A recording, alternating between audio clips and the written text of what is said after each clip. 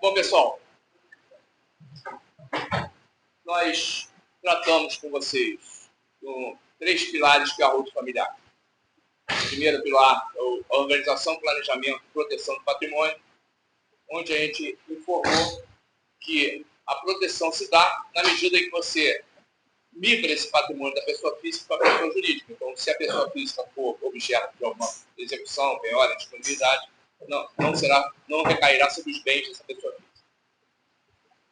Temos uma pincelada no planejamento sucessório, onde a gente demonstra que essas cotas dessa empresa são transferidas, são doadas para os herdeiros, para os filhos, as pessoas indicadas. E hoje nós vamos tratar aqui no planejamento tributário. Como é que a gente vai falar isso? A gente tem João e Maria, são proprietários de um patrimônio representado, nesse caso, simbolicamente, por imóveis. Tá? No primeiro momento, essa empresa é constituída, XYZ, e é feita a transferência, a integralização desses imóveis ao capital social dessa empresa, de forma que o patrimônio vai ficar sendo de propriedade da empresa e a empresa é de propriedade de João e Maria. Até aí tudo bem? Nesse momento da integralização, incide ou não tributos, impostos.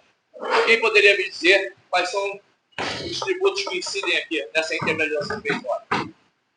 Então, nesse momento, o primeiro tributo que pode incidir é o ITBI, Imposto de Transmissão de Bens Imóveis. E aí a gente precisa entender como é que é esse tributo. Como é que é esse imposto? Esse imposto ele tem um fato gerador, tem uma base de cálculo, uma alíquota e questões controvertidas que a gente vai tratar aqui. Tá? O fato gerador do imposto de transmissão de bens imóveis é a transferência de propriedade. Então, se eu sou proprietário, você compra o bem de mim, você tem que pagar o ITBI. Ok? Então, a transferência da propriedade é o fato gerador do ITBI. Aí qual é a base de cálculo? A base de cálculo é o valor, normalmente é o valor venal que a prefeitura arbitra. Mas aí nós temos questões controvertidas que nós vamos tratar aqui. Ok? Então, valor venal ou mercado. Basicamente é isso. E qual é a alíquota? Como esse imposto é um imposto municipal, cada município vai ter a sua legislação sobre o tributo. Então, no Rio de Janeiro, é 3%. E aí surgem as questões controvertidas. Quais são elas? No Supremo Tribunal Federal, nós temos 3 questões controvertidas. A primeira é o tema 796, a segunda, o tema 1124, e a terceira, o tema 1348. E o STJ, nós temos o tema repetitivo 1113. E eu vou falar agora a respeito. O tema 796 é um tema que trata da questão da integralização, se na integralização tem ou não tem que pagar o ITBI. Essa foi a questão por quê?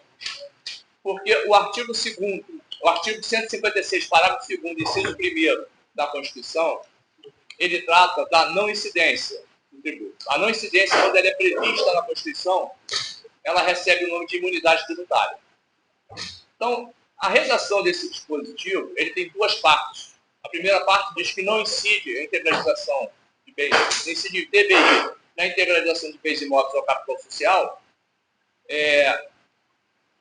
Primeira parte. Segunda parte, nem nos casos de fusão, cisão, incorporação e extinção, salvo se nestes casos, ou seja, os 4 casos, houver preponderância de transações imobiliárias, compra, venda, locação e arrendamento.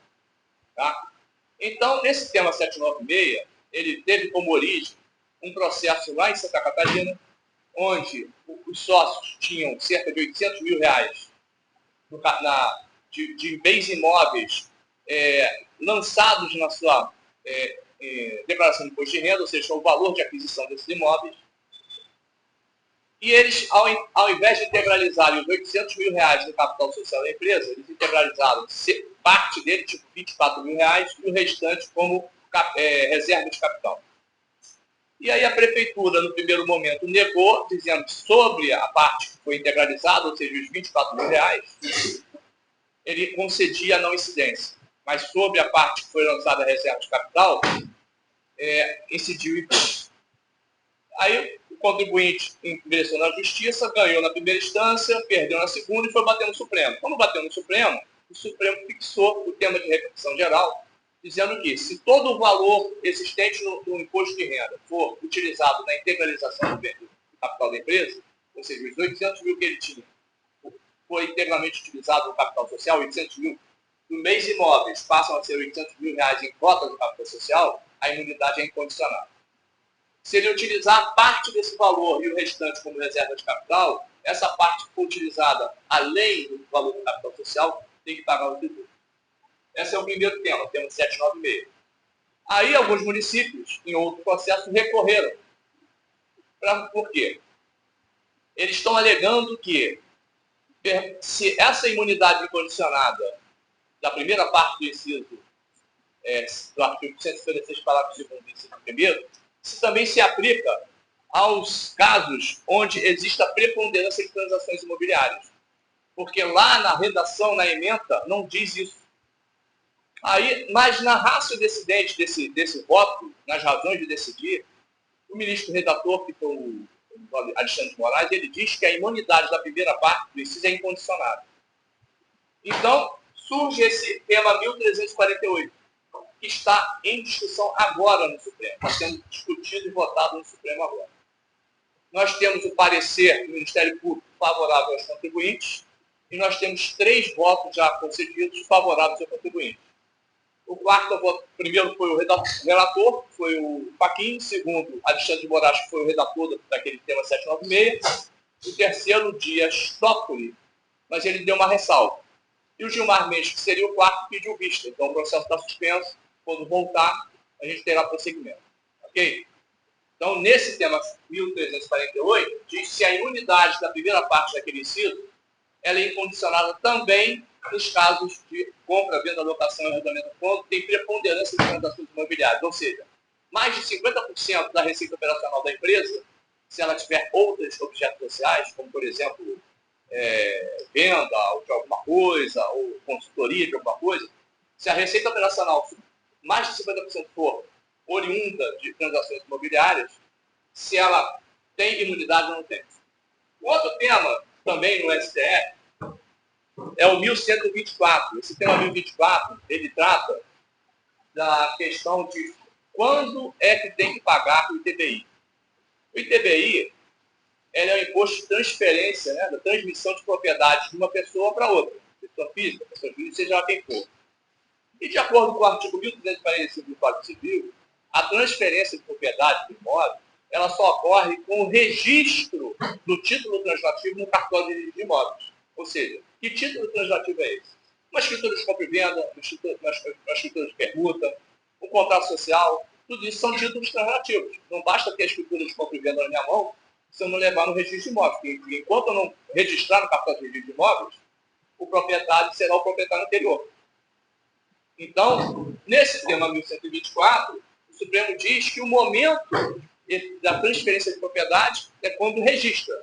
Então, não pode as prefeituras, como fazem, cobrar o ITBI antes da efetiva transmissão. A outra questão controvertida é do STJ, o tema repetitivo 1113. Ele diz que o valor de mercado, o valor da transação, é o valor efetivamente utilizado na transação. Então, se eu vendo o imóvel por 500 mil para alguém, a base de cálculo terá que ser os 500 mil, e não o valor de referência que a prefeitura utiliza, cobrando 800 mil reais. Então, a prefeitura não pode utilizar valores de referência e tabelas para efetuar o pagamento. Ele diz ainda, nesse tema, que o valor declarado pelo contribuinte goza de presunção legal. E se a prefeitura não concordar, ela tem que instaurar um procedimento administrativo, forma de defesa contraditória, e aí sim, se for o caso, apurar um novo valor. Bom, então a gente tratou do ITBI. É só o ITBI que incide na transferência na incorporação, na integralização de bens imóveis ao capital social da empresa? Ou existe algum outro imposto? Pode ocorrer também o imposto de renda sobre o ganho do capital. E aí, qual é o fato gerador do imposto de renda do ganho de capital? O ganho de capital. Certo?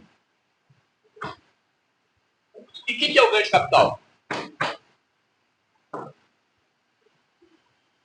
Ganho de capital é a diferença positiva entre o valor de venda de um bem e o valor de aquisição. Tá? Então, no caso aqui, é o valor em que eu vou integralizar, se vai ser o valor de mercado, ou se eu vou integralizar pelo valor histórico, constante da declaração de imposto de renda. Se eu comprei um imóvel por 500 mil há 10 anos atrás, e hoje eu tenho que lançar por 500 mil, mas eu posso lançar por 1 milhão, que é o valor de mercado, mas eu vou ter que apurar o imposto de renda sobre o ganho de capital, e nesse caso, a alíquota é 15%.